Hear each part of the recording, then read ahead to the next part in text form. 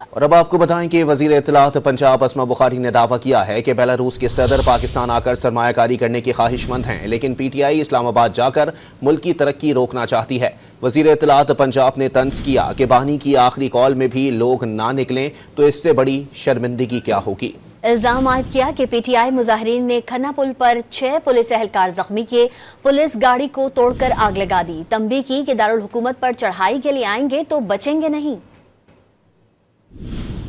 एहतजाज क्यों हो रहा है? अब आप ये देखिए ना कि आज बेलारूस के प्रेसिडेंट जो है वो तशरीफ ला रहे हैं पाकिस्तान में, वो जो है वो आज पहुंचेंगे, लेकिन एग्जैक्टली जो है वो रात को पड़ाव डाल के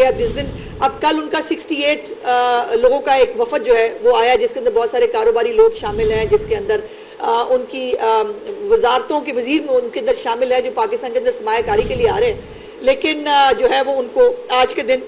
वहाँ जाना है। आखिरी कॉल के ऊपर इमरान खान की आखिरी कॉल, अब ये होपफुली आखिरी होनी भी चाहिए, बिकॉज इससे बड़ी